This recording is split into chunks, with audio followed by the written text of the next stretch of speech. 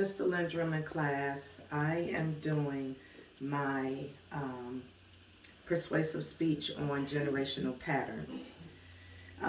These are some of the things that I have dealt with in my family and researched and found information for myself for things that I wanted to change about me.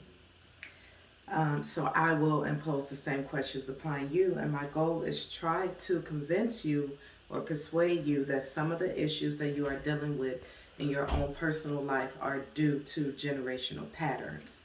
And that is my subject today, generational patterns. Have you ever wondered why you do the things that you do? Why are you the way you are? Where did your abilities come from? Why do I think the way that I do? Why am I defensive or easily offended? Why am I excessively angry over situations that aren't major? Where did this come from? Addictions? Can't seem to hold down a relationship for a long term? Why do I find fault in so many people but can't seem to see myself? Why do I think people are against me? Why am I always battling some kind of sickness?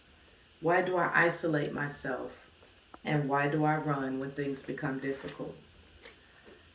Do you see things in people, family members, and situations and you say, I'm never going to be like that, but find yourself doing the same thing you said you wouldn't do, acting in ways you said you wouldn't? All of these are very important questions to ask yourself because you want to understand yourself and why you are the way you are. Don't just accept things as this is just how I am. There's an origin to human behaviors, and I'm here to convince you where I believe they come from, as I said before, through generational patterns. The main course of my subject is breaking generational patterns. Some families have a cycle of behaviors, thinking, and coping methods that were inherited from their parents, ancestors, and or childhood environments to deal with actual or perceived trauma. This is the definition of generational patterns. Generational patterns are traits that you may associate with your family that aren't really traits at all, but behaviors that may have been passed down, or maybe your parents or their parents were beginning to break generational patterns, and you are wanting to further their commitment in a healthy family life. Sometimes they are positive, but often the negative patterns draw more attention. The negative generational patterns include teenage pregnancy, divorce, short temper, strong will, hostility towards partners, domestic abuse, violence toward partners, addictions, lack of loyalty, cheating, constant arguing, fear, controlling, passive aggressive, and so much more. Now I'm going to discuss in part how to break the cycle. Breaking the cycle is not easy. However, it is possible. It starts by reflecting on yourself and your family history. Sometimes you can feel inside that some of those things that you're doing, you're not even comfortable with. And you ask yourself, why am I even doing this? And you begin to sift the two from what I'm actually doing and what my heart says I want to do. Now, there are times when we don't follow our hearts.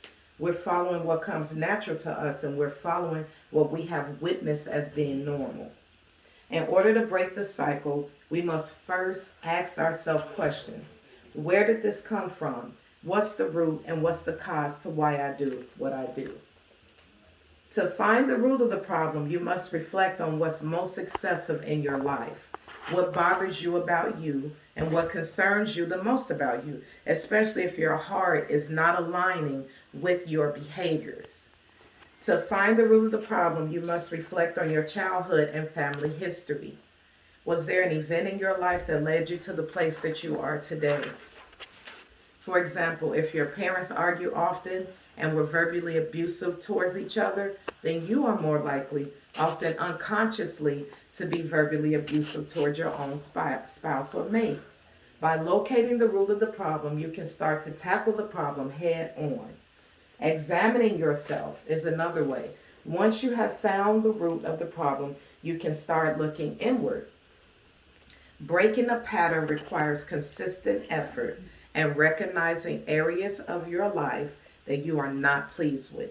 For me personally, I began to ask my mother and father questions. Where did this come from? Have you ever dealt with this kind of issue? And my father was more open to answer the questions that I had. One of the greatest things to know is generational patterns can be changed. You can establish new patterns for your life and your family through planning the opposite of what you have experienced. Number two, you can encourage your children, if you have any, or even yourself, to talk about your feelings.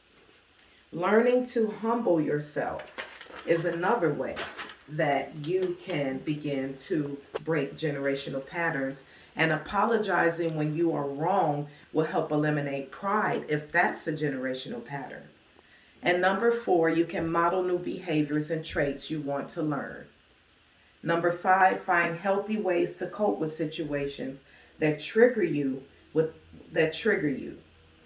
So I've only stated five ways in which you can try to eliminate generational patterns. With the time allotted, these are the only few ways that I could help you with. But if you're really serious about breaking generational patterns, you can also research on your own. You can research the subject on your own, and you can find a lot of information on the subject and just begin to work really hard on changing the things about yourself that you are not pleased with. Looking forward to a better you and a better me through hard work, through breaking generational patterns. Thank you so much, and you all have a very, very blessed day.